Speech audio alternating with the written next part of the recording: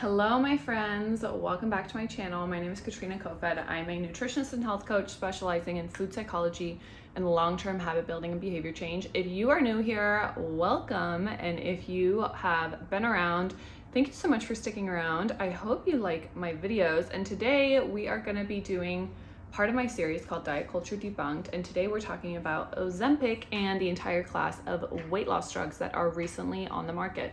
There is a lot of buzz, a lot of conversation about these drugs recently, and for very, very good reason. There is a decent amount of controversy to be discussed. So we're going to be diving into it. This is, you guys are going to laugh. I'm laughing at myself, sort of. This is my third time recording this video. Yesterday, I recorded what I thought I wanted to say, and then I was thinking about it afterwards, and I was like, there's actually so much more nuance and a lot more to this conversation that I really wanted to share my thoughts on. So I was like, okay, we're gonna refilm today. I go to refilm. I go through the entire video because I like to shoot them in one take, and then I like go back through and cut it up, and I wasn't recording. So here we are. I press record this time.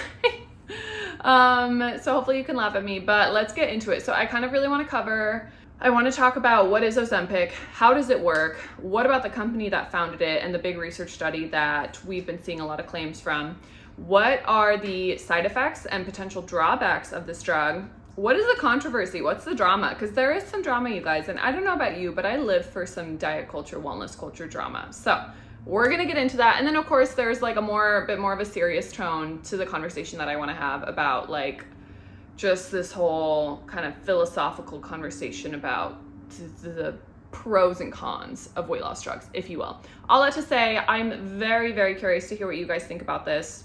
Would love for you to watch this video, hear all my thoughts, and then please share your thoughts with me in the comments because truly, like, I'm dying to know.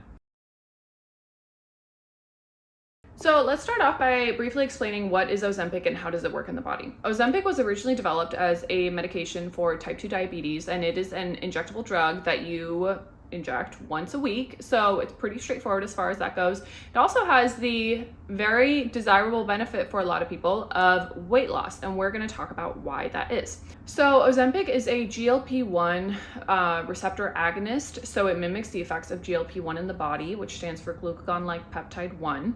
And basically, when you inject Ozempic, it binds with the GLP-1 receptors in the pancreas, which is what stimulates an insulin response in your body.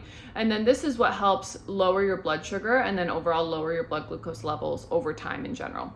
Ozempic also helps with slowing down stomach emptying, so you feel fuller for longer, and it has that effect of suppressing your appetite as well, which is obviously a huge driver for weight loss. When you don't have an appetite, you don't eat. So Ozempic was created by a company called Novo Nordisk, and they conducted a study over a 68-week period where they had two groups, an experimental group that was taking Ozempic once a week and a control group that did not take Ozempic. And all participants, there were over 3,000 study participants, were told to follow a nutritious diet and exercise consistently. And over the 68-week period, the experimental group that was taking Ozempic saw about a 5 to 10% body weight loss in their overall body weight, and they also saw reduced blood sugar levels overall, and there were significant differences between the two groups. So I'll link the study below so you guys can go read it in depth, which I encourage you to do. It's pretty interesting stuff. So overall, you know, Ozempic shows some pretty promising results, not just for reducing blood sugar, but obviously also for helping people lose weight, right? And that's due to those effects of lowering your appetite, like I mentioned earlier. So all of this to say, when we're evaluating scientific research, you know, there's a few different things we look at, and there's a couple things that stand out to me about the study. And I'm working on a blog post that kind of gets more into this topic of this video, but also it's going to discuss the study by Novo Nordisk a little more. So I'll update the description once that's ready to go. Should probably be sometime next week, so you guys can check that out as well. But really, like, briefly, there's a couple things about this study. Number one, it was conducted by Novo Nordisk. It was also fully funded by them. So when we're evaluating scientific research, you know, that's something we really look at, is what is the source of the funding, because sometimes having the funding be by the company who also produces the drug can introduce bias into the results. That's not to say that that happens, but that's one thing we consider when we're evaluating scientific research, right? The other thing I'm really looking at here is the time length of the research study. So the trial period was over 68 weeks, which is pretty decent. You know, it's great that we saw the outcomes of pretty sustainable 5 to 10% of your body weight loss over that course of time. However, what I really want to know about is what about, 5 years down the road, right? So I would love to see a longer term study conducted to see what are the impacts, what are the side effects, what are the long-term results of taking this drug, or even like taking this drug for a 68-week period and then going off of it for 4 years. What happens then? Are patients, are participants able to maintain the weight that they lost, or do they regain some of the weight over time? So basically all of this to say, I would certainly love to see some longer trials conducted about this so we can really see if the results are sustainable over time, right?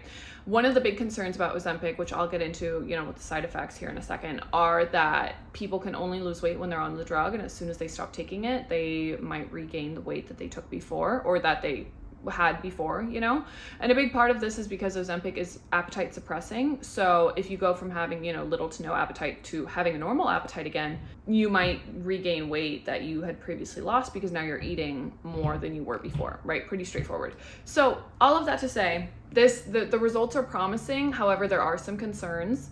And I really would just love to see more research so we can evaluate the genuine long-term benefits of what they may be.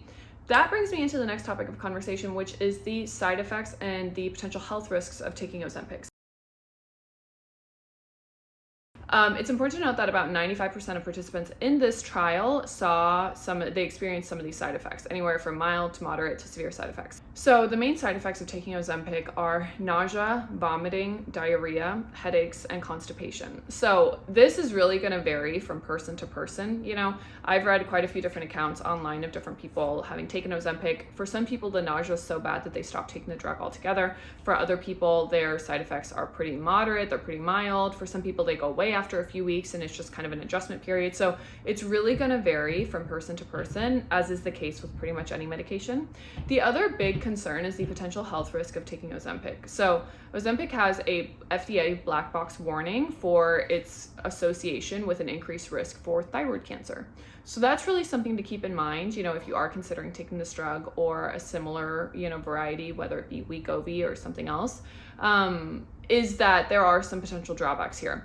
Now we can really, I think, get into the bigger discussion about, when is something like Ozempic or a weight loss drug worth taking in the grand scheme of things. So I think too, this is like, a lot of people might look at like weight loss drugs like this and look at the negative side effects and the health risks and be like, oh my gosh, like no one should take this ever. Like it's so bad, right? Like why would we ever recommend this? However, this is where I really think it's important to consider the experience of people who maybe have like 100 pounds, 50 pounds, 200 pounds that they want to lose, and they're living in very large bodies and they feel very uncomfortable in their skin, and their doctors are telling them that they need to lose weight, right? And that's really where like, if you have 20 pounds to lose, even that can feel really difficult and insurmountable. Like if you've ever been on a weight loss journey, chances are it was not an easy, smooth process, right? And it might have felt like it was a hard-won battle. So all of this to say, I really think, like I feel it's so important to have a lot of empathy for people who have these large amounts of weights to lose, and a tool like Ozempic or a tool like a weight loss drug can be a really beneficial, resource and tool to help you get there. So that being said, you guys, don't take this as my carte blanche, like recommendation to go forth with it. I think number one, first and foremost, the most important thing you can do, no matter what weight you're at, no matter what your health goals are to build a foundation of sustainable, healthy habits for you, and to teach yourself how to build nutritious and satiating meals.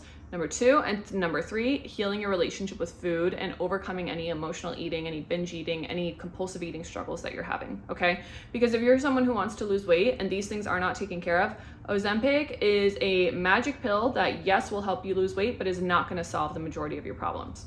You need to teach yourself those skills. You need to learn those skills. You need to work with a nutritionist or a health coach. Hi. Who can help you do those things. And again, whether or not you're trying to lose 100 pounds, you're trying to lose 10 pounds, you just want to have a better relationship with food, you want to feel better in your body. These are important, crucial life skills that we all need to have, because we all have to feed ourselves and take care of ourselves for the rest of our lives, right? So that being said, you guys, that is like my first and foremost recommendation. Whether or not someone decides to take a drug like this on top of that, then that's where I'm like, okay, you're doing the groundwork, you're laying down the foundation for these healthy habits. If you want to, use a weight loss drug to speed up your progress, I really don't see anything wrong with that. And I think it's within your right to do so, right? It's within your right to choose what you feel would be best for you. So all that being said, when we are looking at the side effects and potential health risks of a weight loss drug like Ozempic, I really am comparing it to, are people considering alternatives like bariatric surgery, a gastric bypass, or liposuction, for example, like mommy makeovers, tummy tucks, that sort of thing. If these surgeries, invasive procedures are the other option, 100% I would choose a weight loss drug any day over, literally having surgery, right?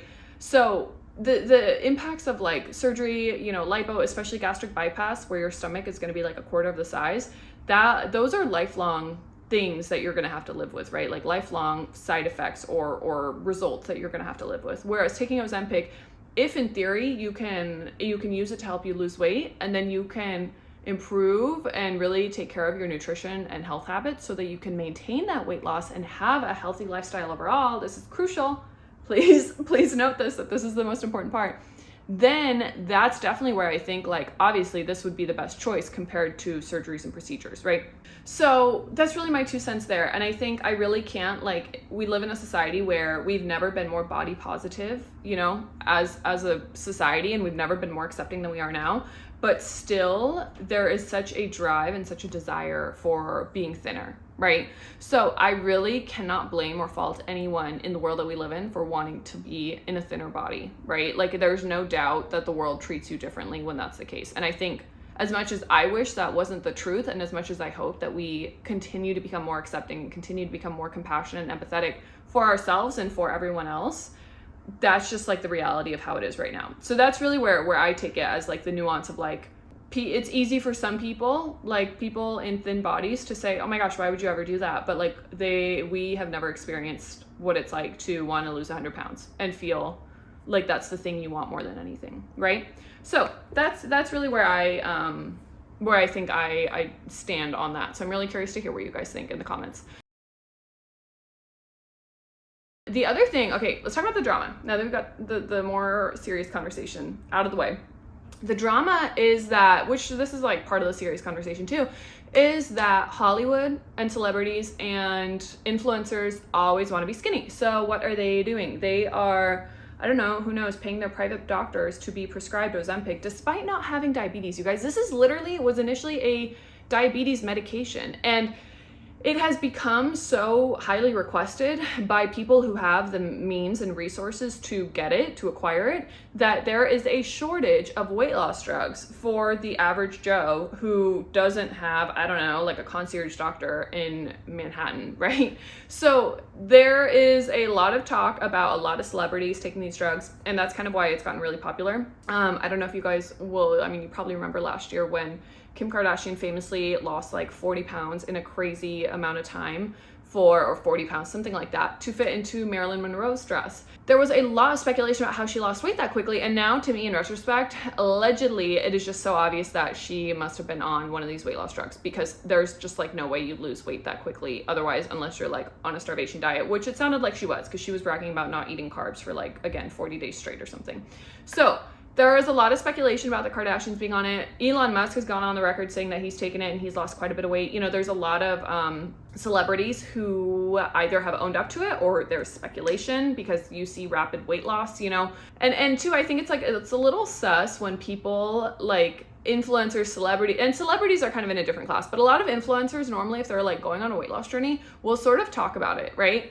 Whereas when they suddenly don't talk about it, but you see them losing weight, it's like, oh, maybe you're taking something that's helping you do that, but you don't really want to own up to it. So all that to say, there's a big shortage right now, and it's a big problem because people who could actually benefit from these drugs, like to help them lower their blood sugar, are not able to access them. So I really think like there's no doubt that these drugs are a better alternative to more invasive surgeries, right? More invasive weight loss surgeries. However, it is not something to be taken lightly, and it's definitely something where if you do decide to take it, like make sure that you're prioritizing your health habits, your nutrition, building nutritious meals, healing a relationship with food along the way, because this is something that is not going to solve that problem. It's only going to put a Band-Aid on it. And you can lose weight, but losing weight also isn't going to solve all your problems, right? So again, not to say it can't help, you guys. I think think it definitely can, but I think it's just important when we're evaluating big decisions like this to have the nuance around that. So all that to say, thank you so much for watching. Make sure you like and subscribe. It really helps support my channel. And of course, I am literally so curious to hear what you think about this. So leave me your comments below and let me know what I should talk about next in my diet culture debunk series. Okay, take care.